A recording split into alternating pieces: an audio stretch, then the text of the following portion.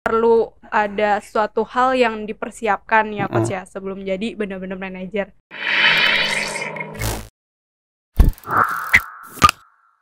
Halo sahabat coaching, balik lagi sama aku Aulia di Coaching for Business. Nah, kesempatan kali ini kita akan membahas tentang apa aja sih yang perlu disiapkan ketika kita ditunjuk sebagai manajer. Nah, langsung aja kita tanya ke Coach Adit. Halo Coach. Halo. Gimana kabarnya? Alhamdulillah.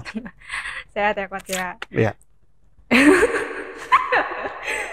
Kayaknya semangat sekali nih Coach. Iya, baru makan wafer coklat. Oke, langsung aja nih ya Coach Boleh, ya. boleh. Kenapa? Jadi aku mau nanya nih Coach, sebelumnya nih misalkan ada seseorang yang ditunjuk menjadi manajer, cuma dia tuh ngerasa bingung, terus kayak nggak tahu kan job desk-nya kalau misalkan dari karyawan biasa atau staff biasa, terus tiba-tiba ditunjuk jadi manajer, itu kan pasti kayak job desk-nya tuh berubah lagi, terus gimana cara ngembangin timnya, gimana cara memimpin timnya, itu kan cara gimana memonitor timnya, itu kan juga perlu ada suatu hal yang dipersiapkan ya Coach ya sebelum jadi benar-benar manajer. Nah, itu caranya gimana sih Coach? Wah, banyak nih ya caranya, harus jelasin. Gitu. Siapa orang itu? Kamu? Iya. Biasanya kalau kita mau nanya gitu, sebetulnya masalah kita, tapi kita pakai nama orang lain gitu. Gak apa-apa kalau kamu juga gitu ya. Ya kalau ketika kamu pertama kali diangkat gitu ya, dikasih tahu sama atasan kamu bahwa kamu diangkat jadi manajer gitu kan. Pertama ucapan terima kasih dulu gitu ya. Terima kasih atas keputusan Bapak gitu ya. Ya baru terbingungnya gitu ya. Ya gitu ya. Jadi ucapkan terima kasih. Nah, kemudian yang tadi ya, lalu terus harus gimana nih gitu ya. Belum tahu apa-apa ya, jadi manajer gitu kan. Atas dasar apa Pak? Saya mengangkat Bapak, mengangkat saya kan gitu. Atas berdasarkan apa nih? Ya, oke, good. Ya nggak apa-apa gitu. Pasti atasan juga punya ngelihat potensi kita ya, ketika diangkat itu. Oleh karena itu ya, yang pertama yang harus dilakukan pelajari dulu sih sebetulnya tugas manajer itu apa gitu ya. Ya kan, peran manajer itu apa, definisi manajer apa harus tahu dulu. Peran dan tugasnya secara umum harus tahu dulu ya gitu. Ya bisa diketahui dari mana? Ya bisa ya baca buku, nonton di YouTube banyak ya gitu ya. Website tanya AI gitu ya, apalagi tanya AI gitu kan. Banyak, pasti panjang tuh ceritanya kalau tanya AI gitu ya.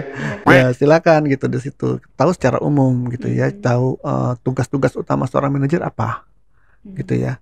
Ya itu POAC gitu ya, planning, organizing gitu ya, actualizing dan controlling gitu ya, bikin perencanaan, mengorganisasikan tugas-tugas ke tim gitu ya, misalnya gitu, organizing gitu ya.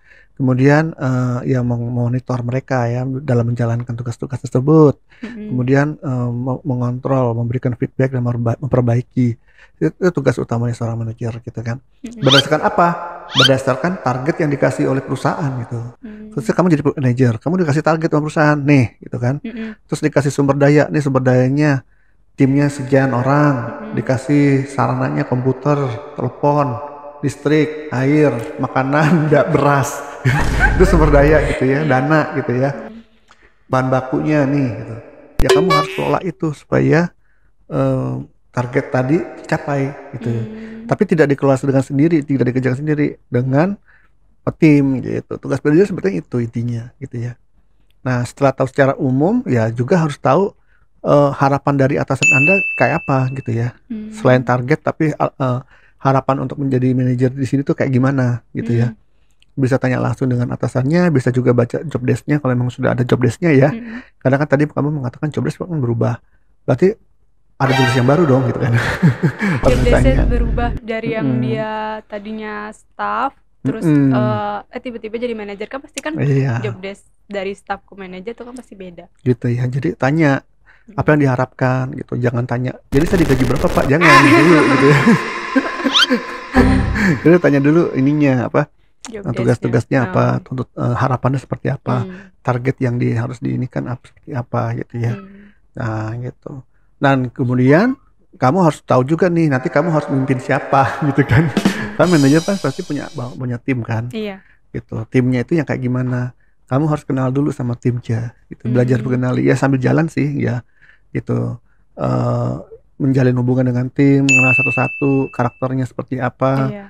kelebihan kekurangan mereka gitu ya, ngobrol gitu ya. Itu memang peran kita untuk mengetahui apa ya, karakter tim masing-masing tim, supaya nanti kita bisa menentukan mengorganisasikan pekerjaan-pekerjaan itu ke mereka dengan lebih tepat gitu kan, lebih sesuai ya, dan bisa juga bisa untuk membantu sebagai dasar mendevelop mereka nanti gitu. Yang ketiga ya, yang selanjutnya ya memang harus mendevelop tim ya. Ya, manajer itu adalah orang yang menyelesaikan pekerjaan tanpa menyelesaikannya sendiri gitu kan. Dia dengan bantuan timnya gitu. Sambil jalan ya jangan juga ragu-ragu bertanya gitu ya. Bertanya kepada atasan, minta guidance-nya seperti apa. Nama juga baru awal ya gitu. Biar nanti atasannya juga yang tanggung jawab untuk meng-coaching dan mentoring kamu gitu sebagai new manager juga gitu kan. Jadi prosesnya bisa semua berkesinambungan gitu. Ya, jadi sebagai manajer itu ya diawali dari target yang diberikan oleh perusahaan. Target itu kamu olah gitu ya, gimana bentuknya supaya nanti tercapai gitu kan. Dengan proses POIC tadi, planning, organizing, actualizing, dan controlling. Itu kamu harus pelajari. Banyak ya Coach ya ternyata. Ya. Jadi gini, maaf. Jadi tadi ya job desk berubah. Misal tadinya dia sebagai seorang sales, udah jago jualan. Tiba-tiba diangkat jadi sales manager atau sales supervisor gitu ya. Itu udah berubah job desk-nya. Bukan jualan lagi tugas dia. Tugas dia adalah bagaimana mengelola timnya supaya mereka jago jualan dan bisa mencapai target penjualan. Bukan dia sendiri yang harus jualan gitu loh. Kadang-kadang karena dia tidak punya passion dan tidak mampu mendevelop timnya, akhirnya dia sendiri yang mengerjakan gitu ya. Hal-hal yang dia suka yang dia kerjain sendiri gitu. Yang timnya yang dikasih yang enggak. Gitu. Jadi jalan sendiri-sendiri jadinya. Atau enggak jalan sistemnya kalau kayak gitu. Jadi tugasnya dia adalah bagaimana membuat timnya itu mengerjakan bareng-bareng gitu, mencapai target gitu loh. Gitu. Itu yang utama ya sebagai manajer.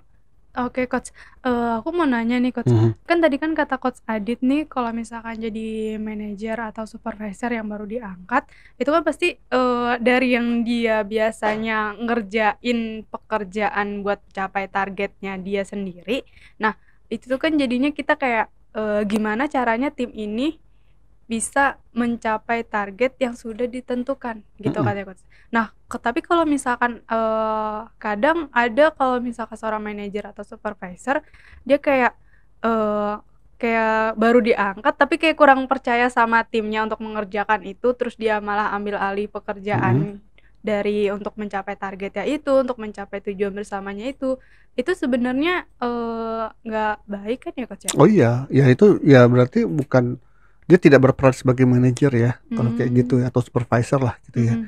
Kalau ternyata dia nggak percaya sama timnya dan dia kerjakan sendiri semua gitu ya. Nggak percaya sama timnya karena apa gitu kan?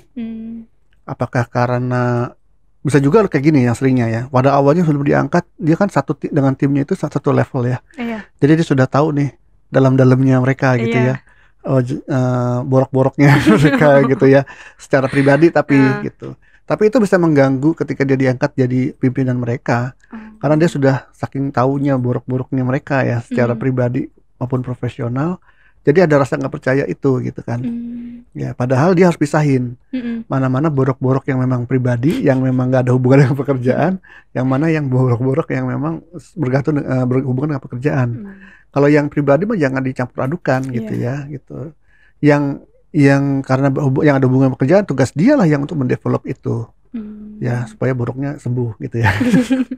Jadi ngomong borok gitu ya, artinya yang dilihat itu kekurangannya bukan dari sisi hal pribadi dia gitu ya.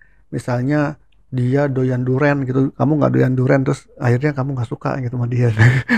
Itu kan pribadi, nggak ada hubungannya gitu buat dengan pekerjaan ya gitu. Jadi yang dilihat itu dari sisi kompetensi mereka gitu dalam menjalankan tugasnya, itu yang kamu harus develop gitu. Tapi kalau yang pribadi ya harus dipisahkan gitu. Nah, ternyata nggak percaya itu karena terlalu kecampur aduk dengan urusan pribadi gitu.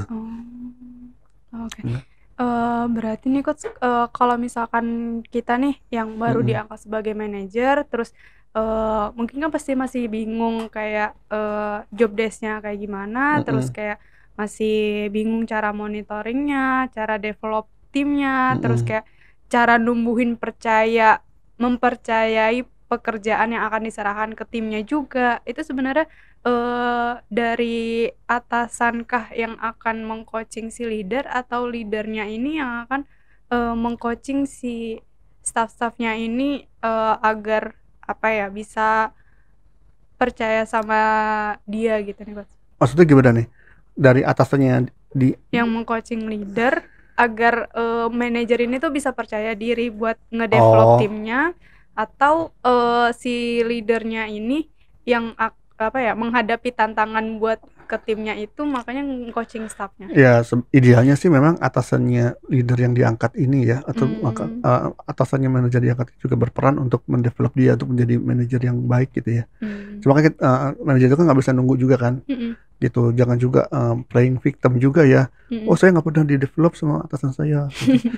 Ya kan, jangan nunggu gitu ya, jangan pasif ya. Dia harus proaktif gitu ya. Kalau misalnya dia pasif, ya berarti bang salah promosi ya. Nah, salah satu kualitas yang bisa cocok diangkat jadi manajer atau leader itu kan yang punya jiwa proaktif dan mandiri ya untuk belajar gitu. Nah, jadi dia sendiri yang sebetulnya yang harus punya kontrol terhadap hidup dan pekerjaannya dengan cara dia berinisiatif untuk belajar sendiri gitu ya. Baik itu yang dia bisa cari di baca buku, di YouTube, tanya-tanya gitu ya, bahkan bayar training pun dia harus kalau mau ya. Kalau bisa sih mau ya. Untuk mendevelop diri sendiri karena investasi pribadi gitu ya. Ya, kalau nanti akan didevelop oleh timnya, oleh atasannya, dikasih investasi untuk training dari perusahaan ya bagus gitu ya. Cuma kan nggak bisa saat itu juga gitu kan. Nggak bisa nunggu harus di training dulu gitu ya. Baru mau kerja gitu, enggak juga gitu dong, nggak sambil jalan gitu kan. Iya. Ya kan itu juga ada saat-saatnya, ada jadwal-jadwalnya gitu kan.